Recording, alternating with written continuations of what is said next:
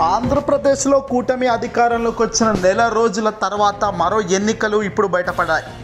అవును, ఆంధ్రప్రదేశ్లో విజయవాడకు సంబంధించి విజయవాడ నగరపాలక సంస్థ అభివృద్ధి కోసం ఏర్పాటయ్యే స్థాయి సంఘం ఎన్నికల్లో ఏం జరిగిందో చూస్తే నిజంగా షాక్ కాక తప్పని పరిస్థితి వస్తుంది. తాజాగా బయటకొచ్చిన లెక్కలు చూస్తుంటే నిజంగా అవాక్ అవుతున్నాము.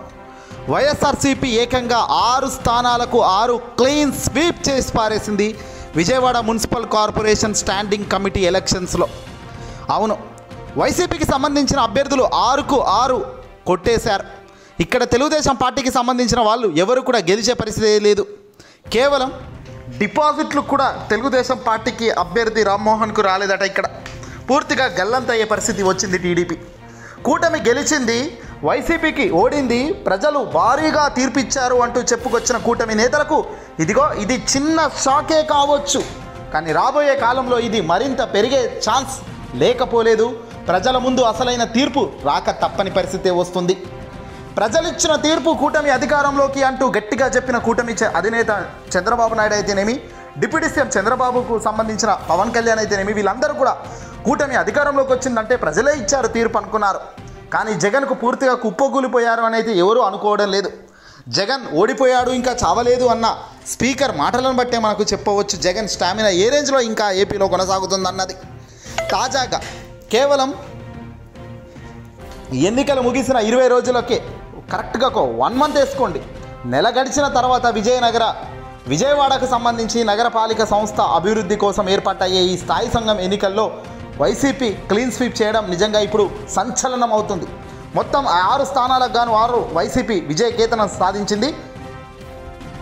మంగళవారం నాడు జరిగిన ఈ ఎన్నికల్లో విజయవాడకు సంబంధించిన మున్సిపల్ కార్పొరేషన్కు రిలేటెడ్గా ఇదంతా జరిగింది.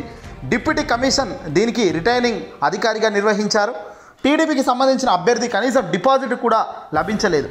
ఎన్నో ప్రలోభాలకు గురి చేసిన అధికారంలో ఉన్న కూటమి నేతలు ఏది చేసినా గెలిచే పరిస్థితి అయితే ఇక్కడ లేదు.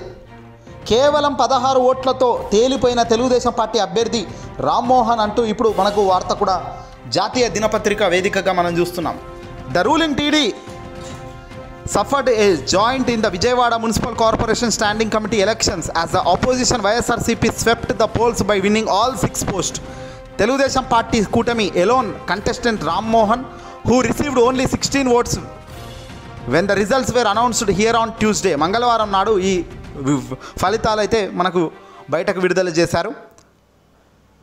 Ambadipudi Nirmala Kumar 2nd division, Bimmisetti Pravalika 3rd division, Bapati Kotireddy 33rd division, MD Ifran 41 division, అలాగే Valluri NDS Murthy 33rd division, Esarapu Devi 57వ division from the YSRCP party emerged victory అంటూ కూడా ఇప్పుడు మనం జాతీయ దినపత్రికలో చూస్తున్నాము. Among the YSRCP candidates Devi received 47 votes, Murthy and Ifran 45 votes each, Kotireddy 46 votes and Pravalika Nirmala Kumar 47 votes అంటూ ఈ జాతీయ ఇంగ్లీష్ దినపత్రికలో ఈ లెక్కలు వస్తున్నాయి. The election officer and MBC commissioner D R Mahesh oversaw the elections at the council hall on Tuesday and hand over the declaration certificates to the winning 6 members YSRCP candidates. YSRCP with 49 corporators has a majority in the VMC council, while TDP has 13 members including 1 member who switched to BJP from YCP, and also CPM member, while 1 CM and also CPM member, while 1 member's post is vacant due to the resignation of Kesineni Nani కుమార్తె శ్వేత గారు resignation చేశారు కాబట్టి అక్కడ ఓ post ఖాళీగా ఉందని కూడా ఇక్కడ ఈ లెక్కలు చెప్తున్నారు. ఏదేమైనప్పటికీ రాబోయే ఎన్నికల ఫలితాల్లో మాత్రం ఇక రచ్చరంబోలే, ఊహించని స్థాయిలో ఫలితాలు ఉంటాయి.